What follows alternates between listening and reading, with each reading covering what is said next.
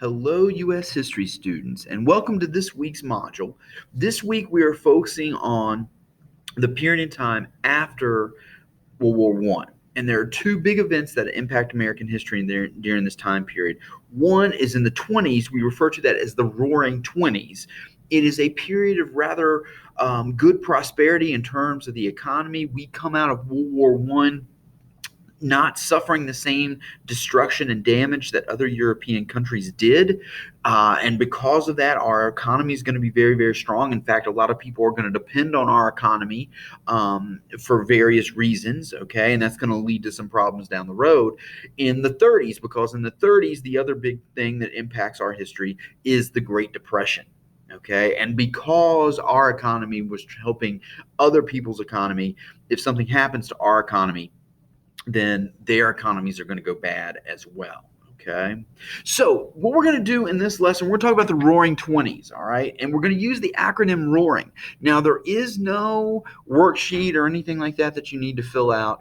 We're going to use the acronym. You're going to write down each letter and what each letter stands for. Okay. And there's going to be a little quiz on this at the end. All right. So, be sure you're getting these notes down. If you are a hybrid student, my plan is to do this lesson on Monday this week, okay? So if you're a hybrid student, do not feel you have to do this lesson. We're going to do it in class, all right? So let's get started here. The first letter R, okay? R stands for rebel. That's what the Roaring Twenties is about, okay? It's a time when people challenged traditional values. And for every other letter in this acronym, we're going to talk about how each letter challenged those traditional values, okay? So besides being a period of relative prosperity for the country, the Roaring Twenties is a time when traditional values were challenged. And that's what we're going to look at with every single other letter as we move through here, okay? O. O stands for outlaw evolution, especially in public schools. And this has to center around the Scopes trial. Okay. And here is the Scopes trial takes place in Tennessee. Okay. And you can see this is anti-evolution league here, the conflict, hell, and the high school. Okay. It's one of, and you can see Bryan's books. Okay. William Jennings Bryan was the prosecutor in this very famous trial involving John Scopes. Here's John Scopes. Okay. So he was a teacher, and he began teaching evolution in one of his science classes. Okay, of course, evolution is the idea that over time organisms evolve. Okay, it's based on Darwin's um, origin of the species. Okay, and the idea that possibly mankind could have evolved from apes. Okay, that's probably the most famous example. All right, so here's the story. All right, so Scopes was teaching, okay, evolution. He was told to stop. All right. He did stop. But then the ACLU said, you know what, we really want to challenge this idea. So if you go back and you teach evolution, all right, we will support you no matter what happens. Okay. So he went back, he started teaching evolution again. Of course, he got in trouble. He ends up getting fired. Okay. And they take the case to court. And the ACLU hires a very, very famous defense attorney, Clarence Darrow, to defend Scopes. Okay, and William Jennings Bryan, like I said, was the prosecution um, going after the teaching of evolution. All right.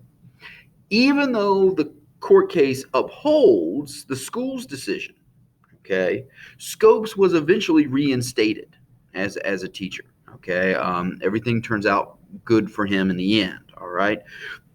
But this whole case, particularly the teaching of evolution, challenges traditionally held beliefs from a creation perspective, okay? That some divine being created the world and everything in it, okay? The idea that this stuff could evolve over time is a challenge to that traditional idea. So that's how the Scopes trial fits in with this theme of the Roaring Twenties being a time to challenge traditional ideas. All right. And of course, I don't know if you could see it there. I think it got cut off, but that's the cartoon at the bottom is playing on this idea that mankind was evolved from apes. Okay. It's a bunch of apes in the courtroom there. And that's coming from this idea that mankind evolved from apes. A. A stands for an emancipated woman, the flapper. Okay. And these are kind of iconic images of women in the 20s. All right. And this kind of goes with what we've been talking about already as women during industrialization, as women were leaving the home and working outside the home in factories and stuff like that. Traditional ideas change. Okay. Women were gaining the right to vote. We're going to review that here in just a second. All right. Um, but as women are leaving the household, traditional ideas about what they should and should not do, or what they could and could not do, are changing. Okay. Women are going to begin to be educated more. Okay. They're going to pursue higher education.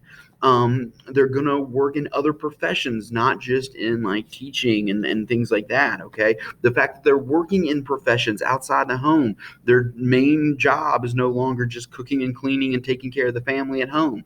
And the styles are going to represent these changes in what women can and cannot do. Okay, for example, you see here with the flappers, the skirts are getting shorter. Okay, the hair is getting shorter. All right, um, those are physical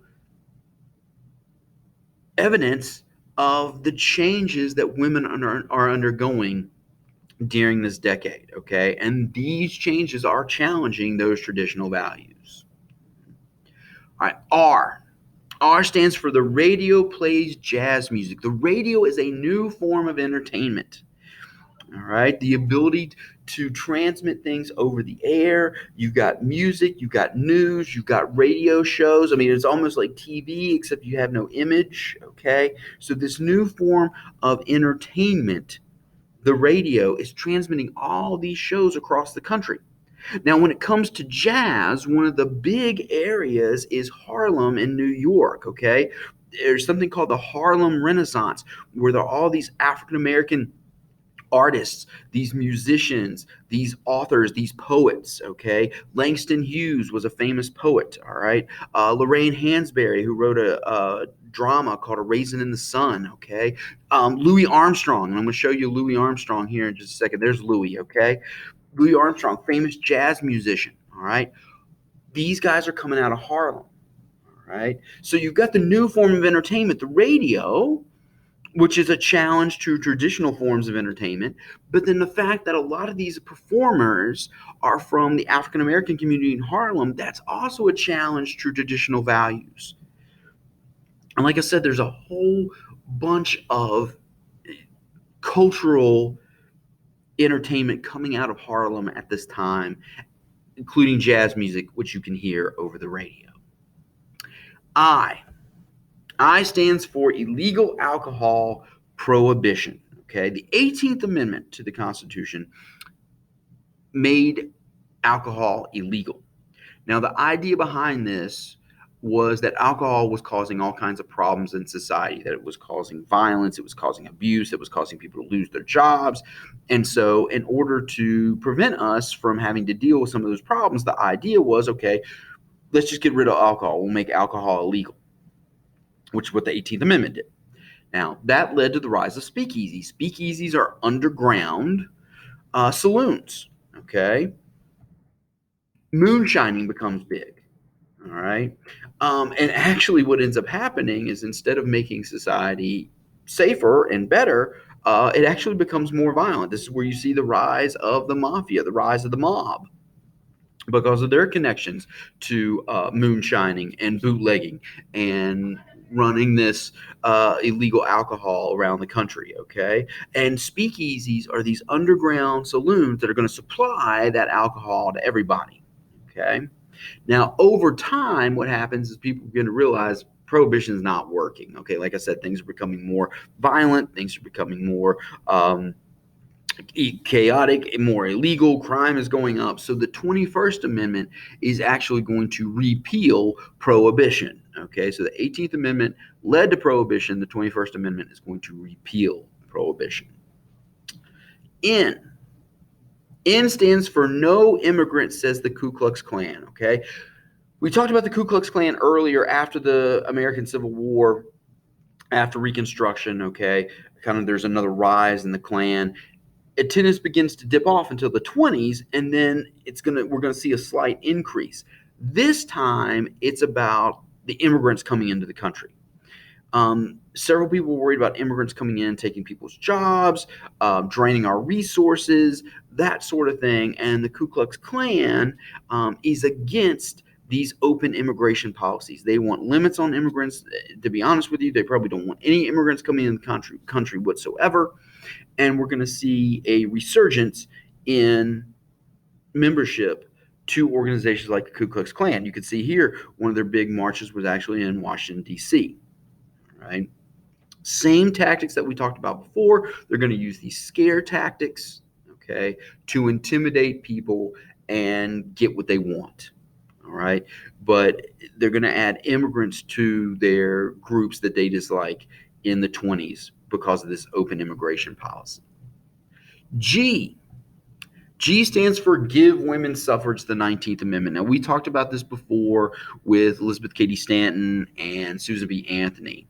But keep in mind, the 19th Amendment actually gets passed in 1920. Okay. And of course, it represents a big change in terms of traditional values where women couldn't vote. And when the 19th Amendment gets passed, all women can vote, including African American women, because remember, the 15th Amendment said the right to vote will not be infringed upon based on race or color. Okay. So that implies African American women. So now that all women get the right to vote with the 19th Amendment, that does include African Americans. And again, it's an attack on a traditional view where women weren't allowed to participate in politics. But here again, they're getting outside the home, they're working, we've got the flappers, they're becoming more liberated. It makes sense they're going to be able to vote as well. Now, there's one more important concept here in the Roaring Twenties that I want you to get down. It's not part of the acronym, but I want you to get down. It's called the Red Scare. The Red Scare was the fear that communists are taking over the country, especially our government. We're going to see this again in the 1950s and 1960s with the communist witch hunts by Senator Joseph McCarthy. Okay. Russia fell to communism. Russia became the Soviet Union. You've got all these traditional values being attacked in schools with the Scopes monkey trial. You've got women becoming more liberated. You've got prohibition and then the repeal of prohibition. And people are concerned that these challenges are coming in part because of the ideas behind communism. Okay, so there is a great push to identify communists in the country and to make sure that they are being watched and that they are not subverting the government and subverting our culture. Okay. And once again, there's a lot of fear, there's a lot of paranoia. We're going to see it again in the 50s. But basically, if you don't like somebody, then you could simply accuse them of being a communist, and they're going to get in a lot of trouble. Okay, especially if they're doing things that don't match up with traditional values. Okay, so this Red Scare is the fear that communists are coming in the country and they're trying to take over at all levels, including the government. Okay, and like I said, we're going to see it again in the 50s. We remember what happened in Russia with the Russian Revolution and the rise of Lenin and communism in Russia. And there are all these changes that are going on, all these challenges that are going on anyway during the 20s. So people are concerned that it's connected with communism. Now, that's it for the little acronym Roaring, okay? So be sure you look over your notes, all right, and take the little quiz where we are headed the rest of this week. 1929, okay, things are going good in the 20s in terms of the economy and things like that.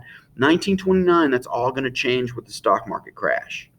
And the stock market crash is going to set off a series of events that is going to lead us into the Great Depression. We're going to be in the Great Depression throughout the 30s. In fact, it is not going to be until World War II that we officially get out of the Great Depression. And that's where we're headed the rest of this week.